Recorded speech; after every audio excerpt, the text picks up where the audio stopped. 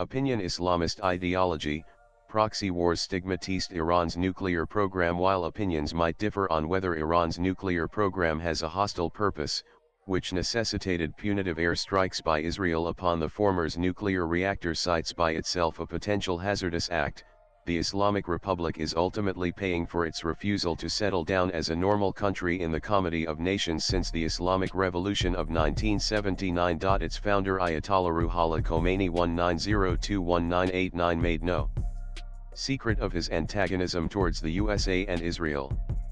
He made no secret either of his designs on the entire world through jihad, as evident in his collection of fatwas titled The Little Green Book 1985. But then it is a matter of priority and feasibility. His aging successor Ayatollah Ali Khomeini 86 sees no reason either to depart from that policy. Iran made no efforts to resume diplomatic ties with the United States since they broke after the excruciating 444-day hostage crisis 1979-1981 at the U.S. Embassy in Tehran. Contrast this Mao Zedong's pragmatic approach in establishing People's Republic of China's diplomatic relations with the United States 1972. Though the political philosophy of Peking, now Beijing, and Washington, D.C. were antipodal, Mao chose the USA after his relations soured with his former ally viz. USSR. In the very first month of the American embassy hostage crisis in Tehran in November 1979, there was a similar attack on the American embassy in Islamabad, wherein the diplomatic mission was set ablaze by protesters based on a canard that the USA had attacked the Grand Mosque in Mecca. While the attack, praised by Ayatollah Khomeini, was disapproved by General Zia ul-Haq. Zia, conscious that the attack might turn Pakistan into an international pariah, played his cards well with Washington, D.C. When in the ensuing month the USSR invaded Afghanistan, Zia emerged as the leader of a pro-US frontline state fighting against communism. This act turned Pakistan into a stalwart ally of the USA. The question is not an ethical one, whether Pakistan did the right or wrong thing. The question is how smartly Zia played his hand, though he was no friend of the Western value system. Zia created the Afghan Mujahideen, which had a major blowback effect on Pakistan, besides Islamizing the jurisprudence in the country. The U.S. State Department reports, and the U.S. Congressional Research Briefs, contain extensive data on how Pakistan is home to several internationally designated terror groups, many of which are anti-US and they are anti-India. Yet, whether we like it or not, Pakistan remains in the good books of the US even under the watch of President Donald Trump, who made boisterous claims about eliminating Islamic terrorism in the world. Pakistan has smartly manipulated the USA, to the extent that despite the return of Taliban in Afghanistan, which has diminished the role of Islamabad in the region, Trump praises Pakistan's leadership. Thus Pakistan, despite being as much a sponsor of terror as Iran, and actually possessing nukes, which Iran is only suspected of developing, has smartly managed Washington, D.C. The Islamic Republic, on the other hand, in pursuit of its ideology, has put itself on the wrong side of the global order. Khomeini's Islamist rhetoric was aimed at capturing the centristage in the Islamic world. This could not happen because Shias constituted less than 15% of the global Muslim population. Moreover, the belief that Muslim governments would be swayed by Islamic sentiments alone in diplomatic matters is patently erroneous. No Arab country, whether republic or monarchy, would officially go against Israel, or come to the aid of their Arab brethren in Gaza, despite the fact that more than 50,000 of Arab Palestinian civilians have perished as a result of Israel's campaign against Hamas. Thus Iran could never become the leader of the Islamic world. Its following is limited to the Shia population of West Asia, which makes it a suspect in the eyes of the Sunni Arabs. It built up Hezbollah in Lebanon, a militant group promising Islamic government, and supported the secular regime of Hafez al-Assad, later his son Bashar al-Assad, as both are Shia.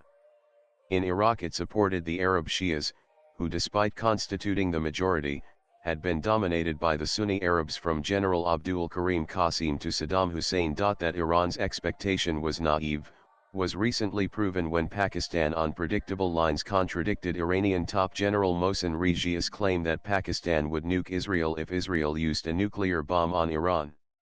Field Marshal Syed Asim Munir obviously does not want to meet the same fate as Iran's Chief of Army Staff Mohammad Bagheri and IRGC Commander Hossein Salami. Israel and Iran, at their closest points, are around 2,000 kilometers apart. Not sharing boundaries, and belonging to different economic zones, they were not destined to be rivals. While it is true that Islamic Revolution, 1979 terminated the warm ties between the two countries during the reign of Shah of Iran viz. Mohammad Reza Pahlavi, both countries actually but covertly cooperated during Iran-Iraq War 198,088. In early 1980 says a Rand Corporation report 2011 Israeli Prime Minister Menachem Begin approved the shipment of tires for Phantom fighter planes, as well as weapons for the Iranian army. Israel and Iran a dangerous rivalry, p14. Israel's action to oblige Iran was in violation of the U.S. policy that no weapons be sent to the Islamic Republic until the safe release of U.S. hostages. Iran, in return for Israel's assistance, allowed a large number of Iranian Jews to migrate to Israel or the United States. Israel later acted as conduit for secretive sale of American weapons to Iran, which desperately needed those in the war against Iraq. Though this covert cooperation diminished by the 1990s, after the Iran-Iraq War came to an end, Israel and Iran did not yet view themselves overtly as rivals.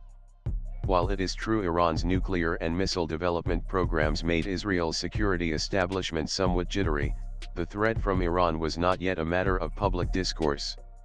The civil war in Lebanon had also come to an end, as a result of the Taif Agreement 1989, and though Israel had discovered Iranian support behind Hezbollah, Mossad even tried to assassinate Iranian cleric, who was the architect of Hezbollah, in 1984 at Damascus through a parcel bomb. It was believed that things in Levant would settle down.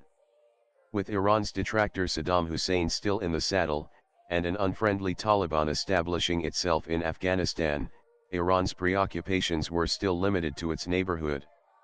However, with the collapse of Taliban in Afghanistan in 2001, followed by fall of Saddam Hussein from power in 2003, Iran's influence was in the ascendant. Hardliner Mahmoud Ahmadinejad was elected as the president of Iran in 2005. On December 14, 2005 he made a statement at a public rally in Zaydan, a city in southeastern Iran, that Holocaust of Jews in Third Reich was a myth, and even if it was not a myth, land should have been given to the persecuted Jews in Europe, United States, Canada, or Alaska rather than in Palestine at the cost of the Arabs. It was a completely unnecessary statement. His public statement caused a furor not only in Israel, but also Europe and the USA. Throughout his tenure 200,513 Ahmadinejad never recanted his statement, but rather repeated it with gusto. Historically, whereas Holocaust was a reality, Israel did not owe its existence to it. It was rather the pogroms in the Russian Empire in the late 19th century that triggered settlement of the Eastern Jews in Palestine then under the Ottoman Empire. There was also a movement called Hovevei Zion, the lovers of the Zion in Eastern Europe from 1860 to settle in the Holy Land. The two leading Jewish institutions of higher education in Palestine viz. Technion and Hebrew University of Jerusalem had been inaugurated in 1925 in pre-Holocaust era.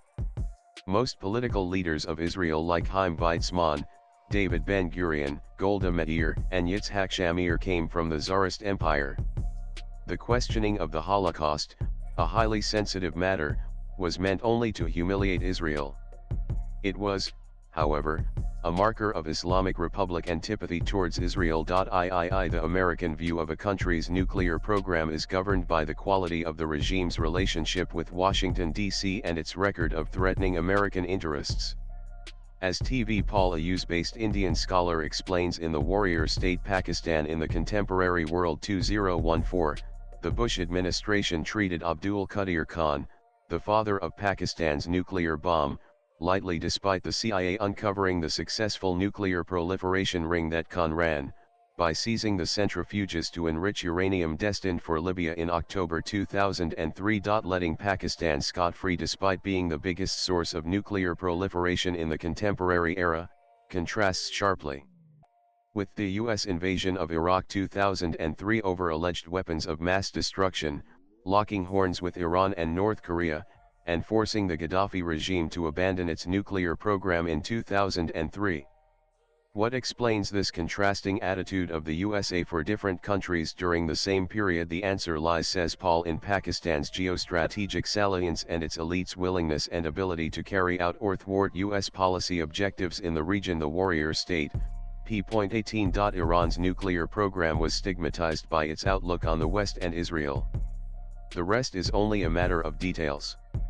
Whereas Iran holds that it had complied with its international obligation, like the Non-Proliferation Treaty, IAEA protocols, and additional protocols, and Joint Comprehensive Plan of Action (JCPO) that Tehran concluded with China, France, Germany, Russia, Britain, and the United States, certain loose ends repeatedly crop up. This casts a doubt on the motive of the Iranian nuclear program. Jared Moskowitz, the Democratic member representing Florida, in the U.S. House of Representatives, moved a resolution H.Res. 105 on February 4, 2025, on affirming the threats to world stability from a nuclear weapons-capable Islamic Republic of Iran. Several points from there would be worth quoting. Nan, the resolution further states that on November 24, 2024, the Islamic Republic of Iran informed the IAEA that it planned to start enriching uranium with thousands of advanced centrifuges at its Fordow and Nance plants, while also installing more uranium enrichment centrifuges at those locations.